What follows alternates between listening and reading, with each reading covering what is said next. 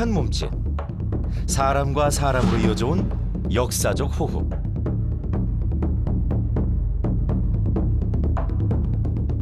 이것이 바로 우리가 오늘 만나려는 택견이다. 대한민국에서 유일한 문화재이면서 무예 종목 중에서 또 무예 종목 중에서 세계 또 유일한 문화재가 되버린 거예요. 세계 문화재가.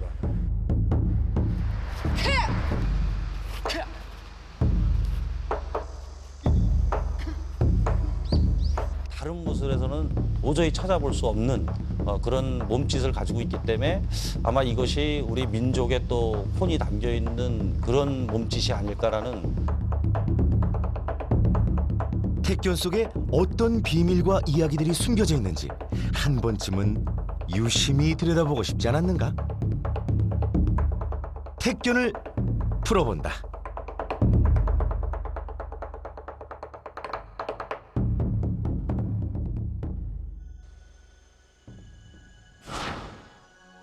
이곳 충주는 택견의 맥을 잇고 있는 도시다. 택견의 보급과 전승의 중심지인 충주시 택견 전수관이 자리하고 있다. 충주 시립 택견단도 훈련이 한창이다. 함께 모여 동작을 맞춰보기도 하고 가볍게 몸을 날려보기도 한다.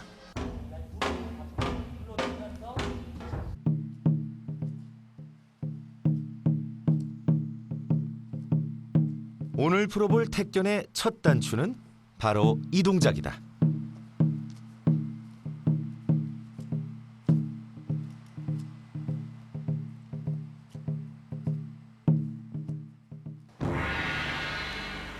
이들이 지금 하고 있는 동작이 바로 택견의 기본이 되는 몸짓, 품밟기와 활개짓이다. 오랜 시간 수련을 해온 택견 국가 전수자들도 많은 시간을 들여 품밟기와 활개짓을 수련하게 된다.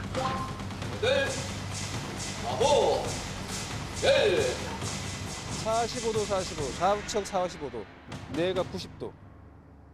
자, 이 안에서 택견은 모든 뭐가 이루어져? 공격과 방어가 이루어져. 품밟기와 활개짓이 택견의 가장 기본적이면서 또한 중요한 동작이라는데 택견의 품밟기 할개짓은 택견의 비중을 생각한다면 한 70% 정도 되지 않을까 저는 그렇게 봐요.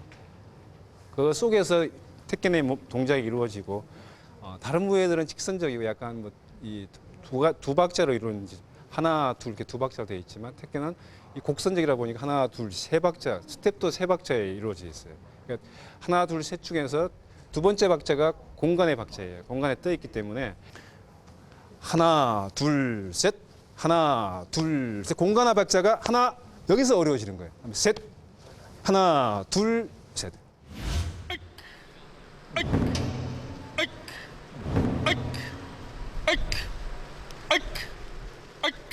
활개짓은 팔을 상하 좌우로 움직이며 택견의 공격과 방어를 도우는 가장 기본적인 손놀림을 말한다.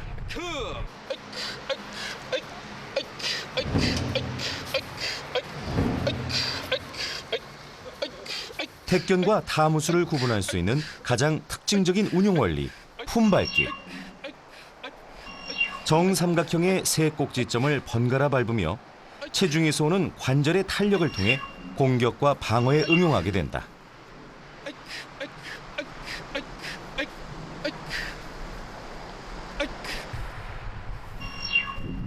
택견의 연속 동작이 자연스럽게 구사될 수 있는 이유는 품밟기의 흐름 속에서 항상 몸의 중심이 세워져 있기 때문이다.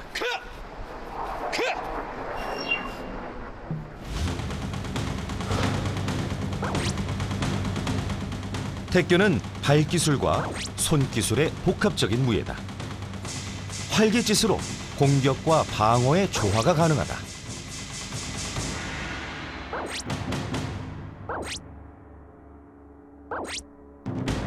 들어오는 발질을 활개를 돌리던 손으로 막아낸다. 그리고 순간적으로 상대의 덜미를 잡고 넘긴다. 몸의 무게의 중심, 이게 되게 중요하다고 생각하거든요. 딱딱하게 서 있는 게 아니라 몸의 무게가 좌우로 왔다 갔다 하면서 이 속에서 이렇게 잡던가 아니면 이 속에서 뭐 이렇게 잡던가. 택견 경기에선 공격을 하지 않고 상대편의 옷을 잡고 늘어진다거나 힘으로만 밀어붙였을 때는 심판의 주의나 멈춰 판정을 받는데, 이는 택견에서는 붙잡고 늘어지는 것을 막고 깨끗한 기술로 상대를 제압하는 것을 최고의 백미로 따지기 때문이다.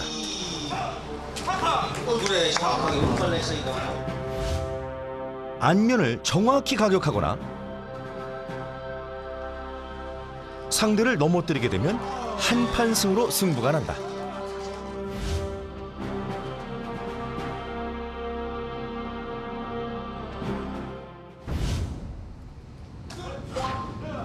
적어도 택견에서는 강함과 부드러움이 서로 반대가 아니다.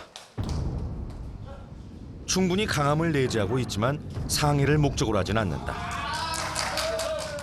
상대의 기술이 유효했다고 생각되면 기분 좋게 패배를 인정한다.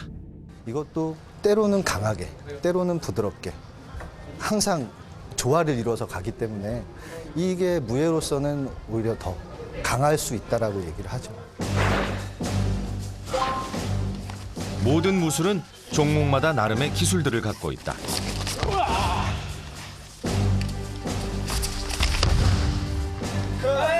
그 기술들 중 발차기도 자신들만의 동작과 방식이 있다. 택견도 택견만의 발차기가 있는데, 택견은 발차기를 할 때 뒤꿈치를 틀거나 들지 않는다. 이것도 내 몸의 중심이 우선이기 때문이다. 대부분 무술은 동작의 기본을 직선에 두고 있어 맺고 끊는 것이 명확하게 보인다. 하지만 택견은 굼실거리는 곡선의 동작을 기본으로 하고 있어 부드럽고 자연스럽다. 품밟기에서 앞쪽에 놓이는 발은 얼음판에서 얼음이 깨질까 말까 살짝 눌러보는 정도의 힘만 싣고 있는데, 택견의 발차기는 이렇게 힘을 뺀 상태에서 허리와 무릎과 발목을 굽혔다 폈다 하는 굴신 작용을 이용해 튕겨차는 타법을 응용하고 있다. 무술의 모습은 강하고 날카로워야 한다는 고정관념이 있다. 그렇다면 부드러워 보이는 택견의 품밟기와 활개짓은 어떤 이유로 무술의 동작이라고 할 수 있을까? 그것을 알아보기 위해 동작 분석을 의뢰해봤다. 이 실험은 4명을 대상으로 품밟기, 활개짓을 했을 때와 하지 않았을 때 택견 발차기의 속도, 정확도, 관절에 미치는 영향 등을 비교해봤다. 이 실험을 통해 발차기에 영향을 미치는 각 관절들의 운동역학적 변인에 어떠한 차이가 있는지 규명해보고자 했다.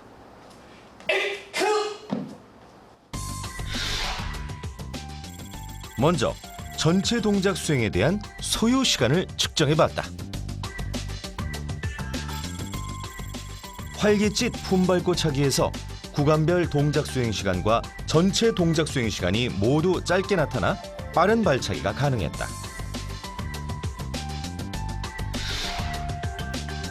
다음은 허리 관절의 효율적인 움직임을 분석해봤다. 활개짓, 품밟고 차기가 허리 관절의 효율적인 움직임으로 각 관절의 힘의 전달이 잘 이루어지고 있어 더 강한 발차기가 가능했다. 신체 중심의 위치를 상하 이동으로 분석한 결과 활개짓, 품밟고 차기는 신체 중심 높이를 상승시키다가 목표물 타격 시 신체 중심 높이를 낮게 함으로써 무릎 아래 관절의 수직 속도를 증가시켜 정확한 발차기가 가능했다. 마지막 실험은 허리 관절과 발목 관절의 속도 변인을 분석해봤다. 활개짓, 품밟고 차기가 지면 발력값을 크게 할 수 있는 것으로 나타났는데, 발구름 시 커다란 동작을 취할 수 있어 지면으로부터 수직으로 올라오는 힘을 크게 하여 허리 관절의 신전각을 크고 빠르게 할 수 있는 것으로 나타났다. 택견의 품밟기와 활개질을 하고 발차기를 했을 시 정확한 분절들의 그 가속과 감속들이 이상적인 모델과 유사한 값들을 나타내었고, 또한 그 최종적인 스피드도 다른 선행 연구에 비교했을 시 0.25초 정도 굉장히 그 빠르게 스윙 시간을 나타나고 있었고, 또 마지막으로 각 분절들이 잘 회복이 될 수 있고, 또 사전 동작인 활개짓과 품받기를 하게 함으로써 그런 분절들의 값들이 서로 잘 상호적으로 협응을 하여 이상적인 발차기 모델에 가까웠다고 생각합니다. 품밟기와 활개짓을 통해 발기술과 손기술이 잘 조화를 이룰 때 택견은 강한 공격력을 갖는다.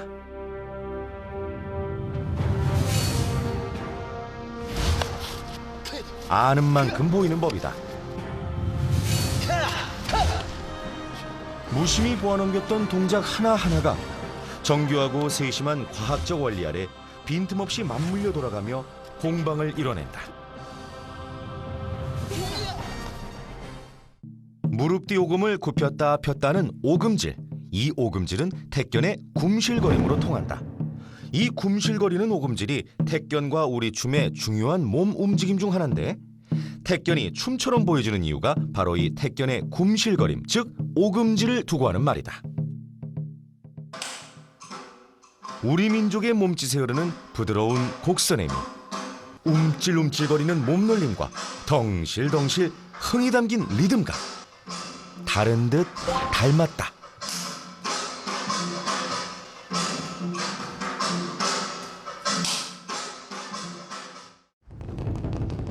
탈춤과 택견은 모두 오랜 세월을 두고 형성된 우리만의 몸짓이다.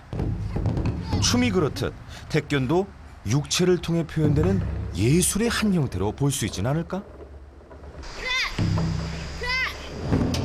택견 하면 가장 먼저 떠오르는 소리, 이크, 에크는 택견 특유의 기합 소리다.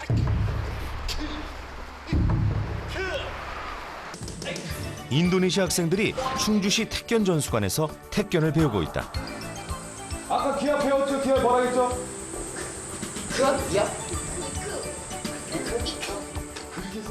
외국인 학생들도 이크, 기합을 힘차게 넣어보는데, 익살스럽게도 느껴지는 택견의 기합, 이크, 에크에 담긴 의미를 의문학적으로 풀어본다. 그 이크하고 에크는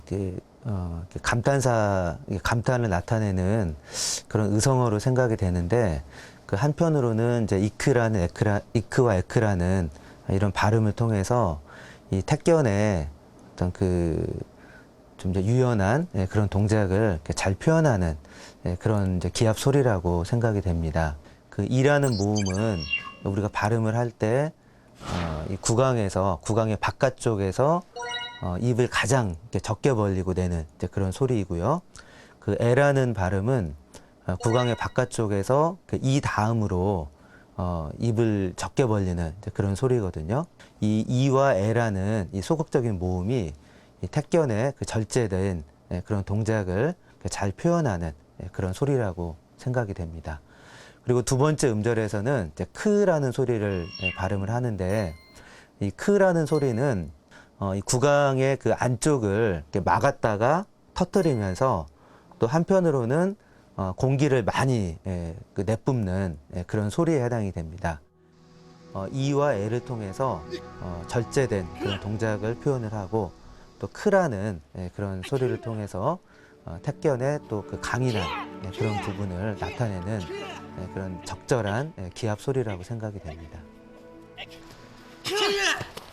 이 세상의 어떠한 기합 소리도 그냥 동작을, 그러니까 상대방을 공격을 할 때 큰 힘을 내기 위해서 넣지, 움직임에 같이 동화돼서 나오는 기합 소리는 없는데, 바로 택견의 이크, 에크는 그것이 가능하게 되는 거죠.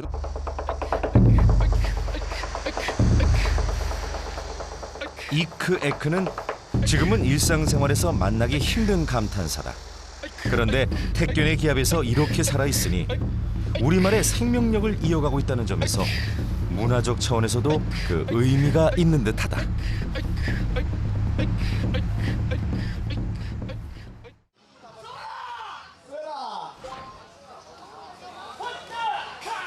서거라, 섰다. 택견판이 벌어진다.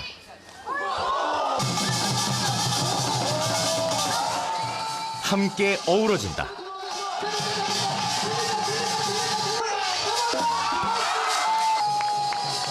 예전엔 며칠을 두고 마을마다 택견판이 벌어졌다. 유희라고 하는 것은 게임의 규칙이 있습니다. 경기의 룰이 있어요. 즉 택견은 어쩌면 세계 최초로 무술을 경기화했던 아주 우수한 우리 민족의 문화유산이라고 말할 수 있을 것 같아요. 그런 점에서 택견이라고 하는 것은 굉장히 발달된 무술이다. 이미 수백 년 전에 무술을 경기화하고 규칙을 만들어 스포츠화했다는 거죠. 그래서 오히려 대중화를 실현하고 경기로 인해 사람들에게 더 많은 대련의 기회를 부여했었다는 이런 점이 있기 때문에 저는 택견이 매우 선진적이고 우수한 무술이라고 생각을 하고 있습니다. 중요 무형문화재 제76호로 지정돼 있는 전통무예 택견은 오랜 역사와 전통을 지닌 우리의 민족무예다. 섬세하고 부드러우며 여유 있고 넉넉한 택견의 동작은 삶의 모습을 고스란히 담은 민족의 몸짓이다. 그런데 택견이 사람과 사람으로 이어지는 과정에는 험난하고 외로운 여정이 있었다. 한때는 어두운 역사의 현장 속에서 소멸될 위기를 겪는다. 경범죄의 원형이라고 할 수 있는 경찰범 처벌규칙이라는 게 1912년도부터 시작이 됩니다. 그러니까 거기에는 한 80여 개의 그 조율이 있는데 그 조항들이 대부분 다 귀에 걸면 귀걸이, 코에 걸면 코걸이거든요.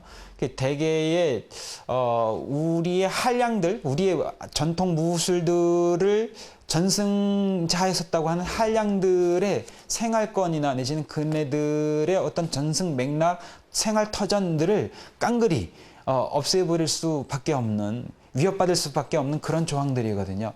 일제 입장에서는 자신들의 어떤 강압 통치의 저항 수단이 될 수 있을 법한 그런 조항들은 모두 못하게 했었으니까 가장 1차적으로 무술이라고 하는 것들이 큰 타격을 받았었고, 그래서 일제시대를 거치면서 한국 무술이, 그러니까 전통 무술이 많이 퇴보를 하지 않았었을까 생각이 들고요.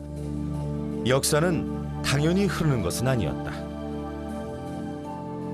전통무예 택견도 아픔의 역사를 건너며 그 빛이 사그라들어 있었다. 그렇다면 사라질 위기에 처했던 택견은 어떻게 되살아났을까?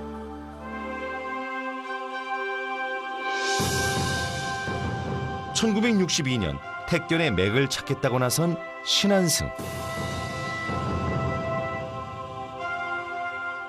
신한승이 전국의 택견 명인들을 찾아다니는 과정에서 만난 송덕기. 이 두 사람의 만남이 바로 사라져가던 택견을 일으킨 힘의 불씨였다. 민족 고유의 무술에서 오는 공감의 넋이 결례를 무릅쓰고 찾아뵙습니다. 무례를 용서하십시오. 민족 고유의 것이 태권도나 합기도, 중국 무술 및 기타 유사 무술에 흡수되어서는 안 되겠다는 생각이 듭니다. 귀양하신 후 격주하여 궁금하던 차 귀댁의 글을 받으니 반갑게 흐지없소이다. 그간 귀댁 제절이 평안하시오니 무엇보다 다행이오며, 이곳 나는 귀댁의 염려 아래 별거 없이 잘 지내고 있으니 안심하기 바라오. 택견 보급의 열의가 대단하니 고마운 마음 한량 없소. 원형은 손상 없이 보존하여야겠습니다. 피상적인 보존이 아니라 창조적인 보존으로 비약되어야겠습니다.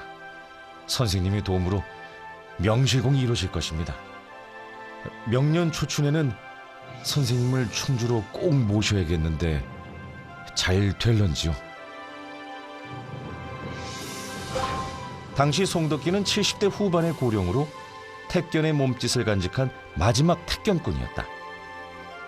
택견을 살리고 싶었던 신한승에게 송덕기는 택견 복원에 애타는 갈증을 풀어줄 단비와도 같은 존재였다.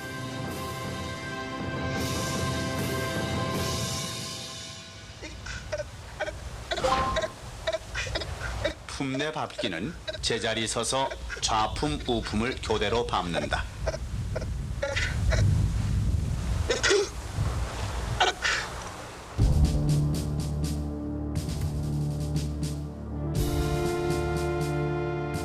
어려서부터 신한승은 증조부 신재영의 슬하에서 택견을 보고 자랐다.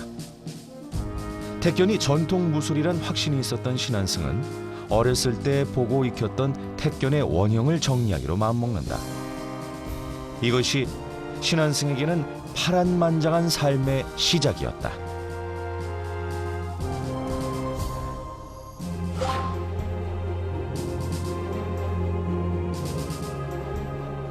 택견 명인이 있다고 하면 전국 어디든 찾아다녔다. 누군가 지금 이 일을 하지 않으면 이 땅에서 택견이 완전히 사라질지도 모른다는 위기감에 그의 의지는 더 커졌다.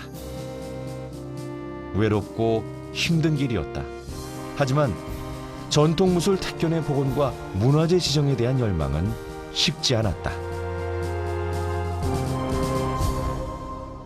늘 또 아버님 같은 경우는 이게 이제 그 메모하는 습관이 굉장히 많으셔가지고 또 밤에 자다가도 일어나셔서 생각나는 부분이 있으면 메모를 그때그때 하시는 거예요.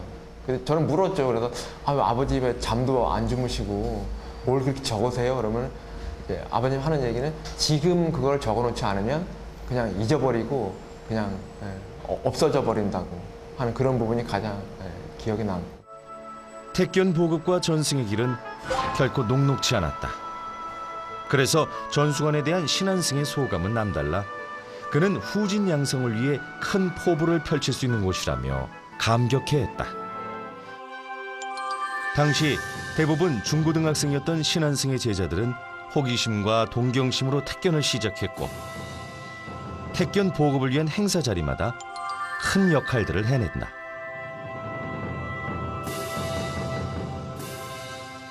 한 사람 한 사람의 힘이 소중했던 시간이었다.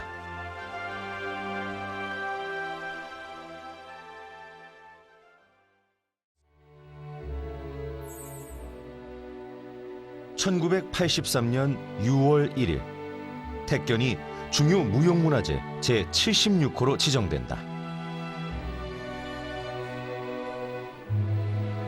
신한승의 노력이 결실을 맺는 순간이었다. 문화재 지정 후 더 활발히 세상에 알려지기 시작한 택견.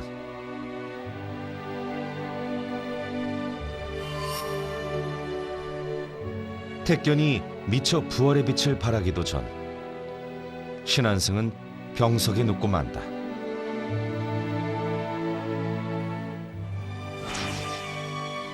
그는 마지막까지 무예인으로서의 모습을 지키고 싶어 했다. 전통 무예로서의 가치 인정은 물론이고 국가적 보호를 받으며 원형이 전승 보급될 수 있도록 택견 역사의 새로운 시작점을 마련한 사람이 바로 신한승이었다.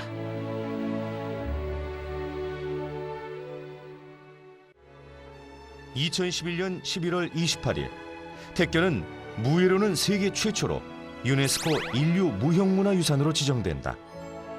택견과 같은 민족무예들이 문화로서의 가치를 인정받은 결과였다.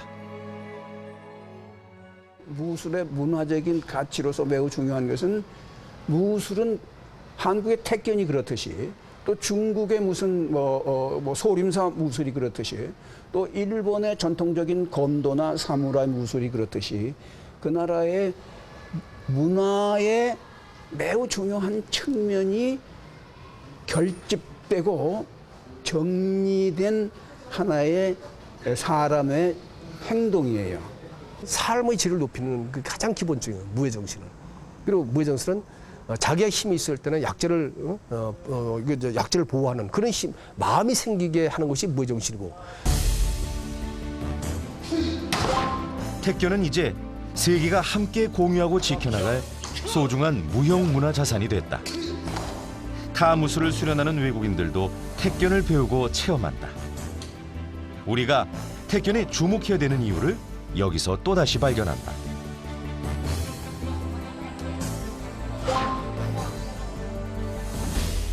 점점 획일화돼가는 문화를 염려해야 하는 지금, 서로의 문화를 존중하되 각 민족 문화의 정체성과 뿌리는 계승 발전시켜야 하기 때문이다.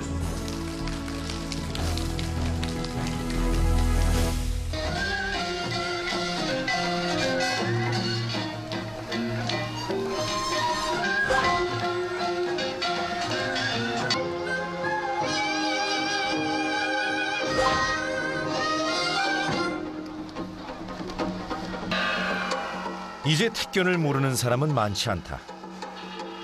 함께 즐길 수도 있으며 전통이 과거의 것이 아니라 현재를 거쳐 미래로 이어지는 역사임을 알고 있다. 더 가까이에서 만나보는 택견. 함께 호흡할 수 있어서 좋다.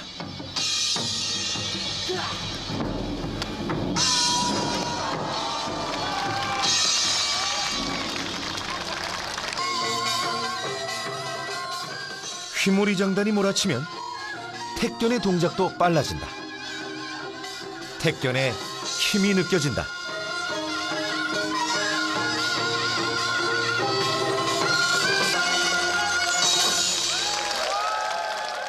오랜 역사를 흘러 오늘에 이른 민족무의 택견과 우리 문화에 박수를 보낸다.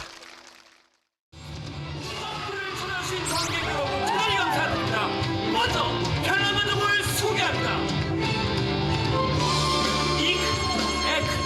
할아버지 그랜드파더. 전통을 지키는 할아버지 캐릭터가 들어가 있었어요. 그래서 그 부분에는 한국의 전통 무술인 택견이 가장 적합하겠다라고 생각을 해서 택견은 훌륭한 문화상품으로서의 자원이 되고 있다. 굉장히 춤적이면서도 역동적이고 그리고 굉장히 비주얼적인 게 많이 나오기 때문에 택견이 아마 공연 콘텐츠로는 독립적으로 어떤 컨셉이나 스토리가 맞는 것들만 나오면 충분히 세계 시장에서 가능성이 있다고 생각을 하고요. 연평균 3천여 명의 국내외인들이 택견 체험을 위해 이곳 충주시 택견전수관을 방문하고 있다. 네덜란드에서 온 연수팀이 이곳을 방문한 지는 벌써 10년째. 택견이 우리나라를 찾는 이유가 되고 있다.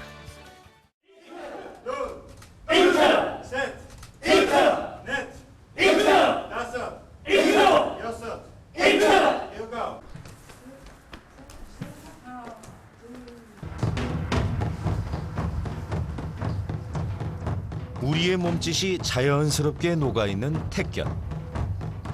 이들은 지금 택견의 동작만이 아니라 그 속에 담긴 정서까지 받아들이고 있다.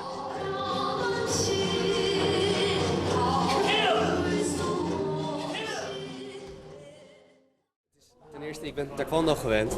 En het is dus heel anders meteen. Want het is ook wel vechten, maar je ziet het in de eerste instantie zie je het niet zo. Omdat het heel erg sierlijke bewegingen zijn. Dat vind ik ook wel mooi.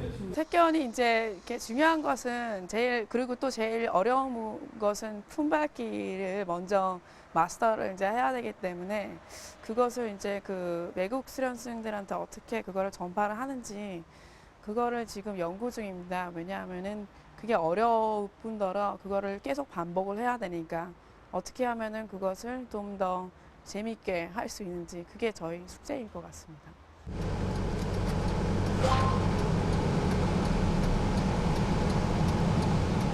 일찍 좀 퇴근하고 택견 이제 수련하고 싶어서 지금 가고 있어요. 대학 시절부터 택견을 배운 최성웅 씨. 시간 날 때마다 개인 수련을 한다. 여름이라서 모기가 너무 많아요.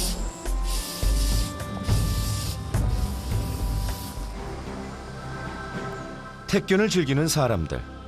그들은 택견을 통해 무엇을 얻고 있을까?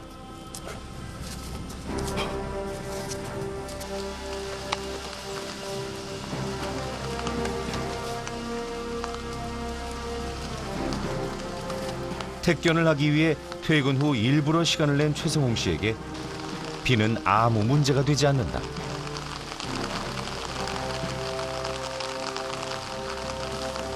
비도 최성홍 씨도 멈출 기미가 보이지 않는다.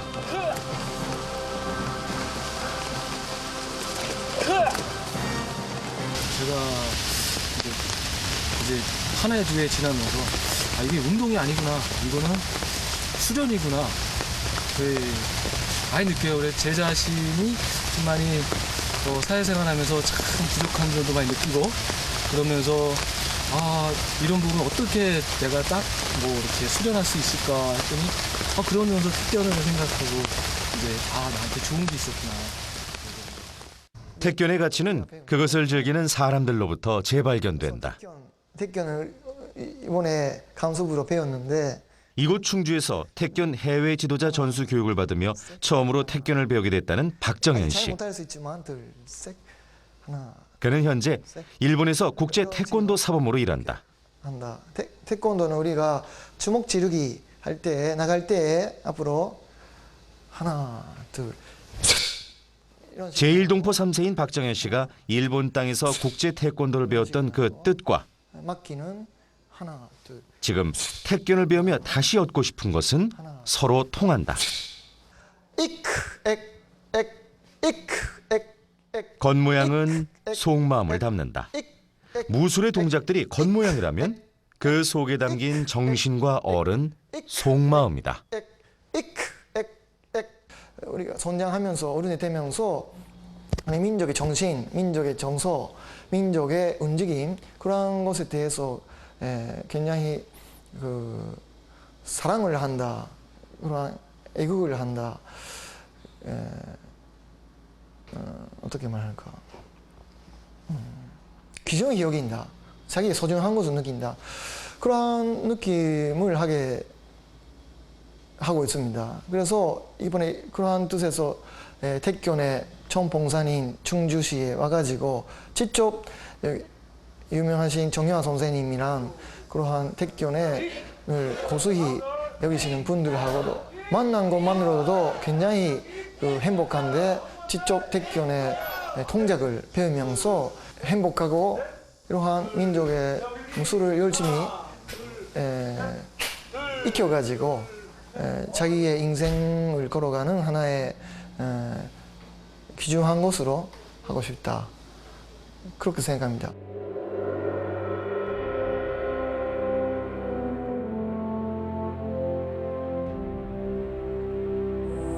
자, 오늘 배운 거 이제 생각해 주세요. 오늘 배운 거. 자, 오늘 배운 게 머릿속으로 그리는 시간입니다.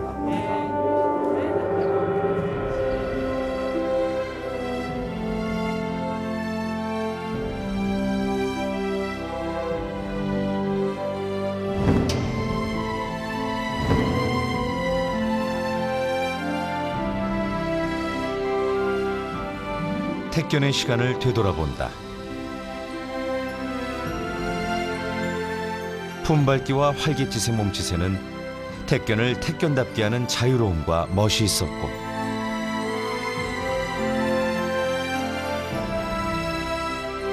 사람과 사람으로 이어지는 역사적 호흡 속에는 누군가의 도전과 열정, 집념이 있었다.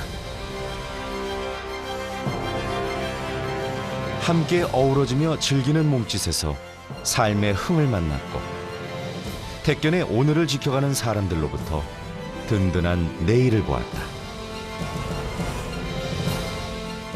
우리의 것을 알아간다는 것, 그 속에 담긴 지혜와 정신을 읽어내는 일이며 오늘을 사는 우리에게 생명을 불어넣는 힘이었다.